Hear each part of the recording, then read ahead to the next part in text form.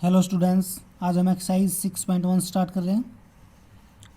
6.1 में first question है, आपसे पूछा है कि why is better to use divider.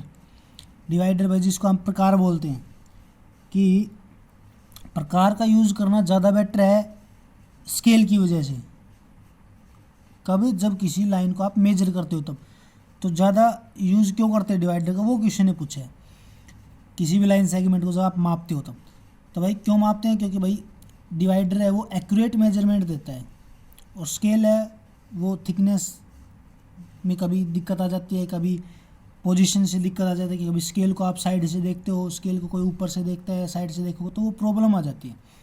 तो जिससे बचने के लिए हम डिवाइडर का यूज़ करते हैं। ठीक है। सेकेंड क्वेश्चन में एक डायग्राम दिया गया है ABCD, उसमें आपको बताना है कि AB और CD में क्या डिफरेंस है, कौन सी साइड बड़ी है। तो डायग्राम में आप प्रकार का यूज़ करके साइड मापना और माप के बताना कि कौन सी साइड छोटी है और कौन सी बड़ी, वो है कि सेकंड क्वेश्चन। तो वो आपको स्केल की सहायता से ही पता चलेगा।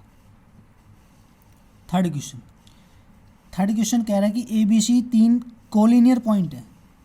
कोलिनियर मतलब जो एक लाइन पे आते हो। तो भाई देखो ABC तीनों पॉइंट एक ही लाइन पे आ रहे हैं। सॉरी, थर्ड क्वेश्चन भाई, ABC तीनों एक ही लाइन पे आ रहे हैं, तीनों कोलिनियर पॉइंट हो गए। AB है 6, BC है 4, AC है 10।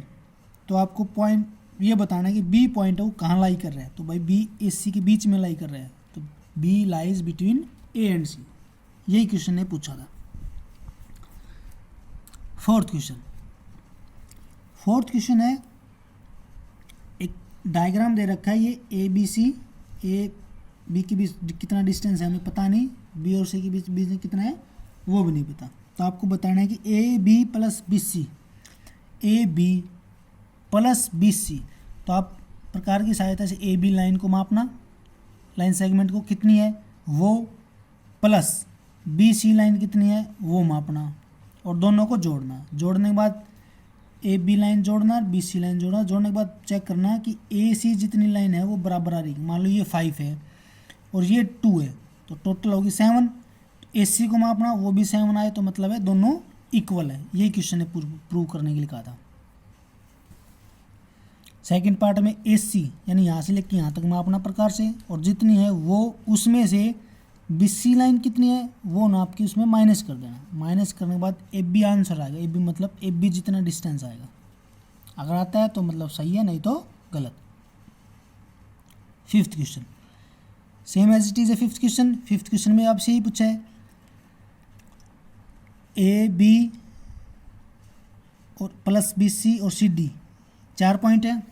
तो मतलब AC जितना डिस्टेंस है प्लस BD जितना डिस्टेंस है वो, दोनों का सम जितना है वो, और AD जितना सम है वो, और प्लस BC जितना सम है वो। अगर दोनों इक्वल आते हैं तो मतलब सही, नहीं तो इक्वल है, नहीं तो नॉट इक्वल।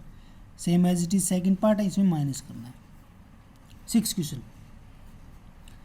क्वेश्चन में आपसे पूछा है, इस ट्राइंगल में AB कितना है वो मापना, प्लस BC कितना है वो मापना, और दोनों को जोड़ना। अगर दोनों का सम है वो AC माप के चेक करना, AC वाले सम से ज़्यादा बड़ा है कि नहीं। अगर ज़्यादा बड़ा है तो वो आपको वेरीफाई करके प्रूव करके बताना है। अगर आता है बड़ा तो ठीक है, नहीं तो नहीं।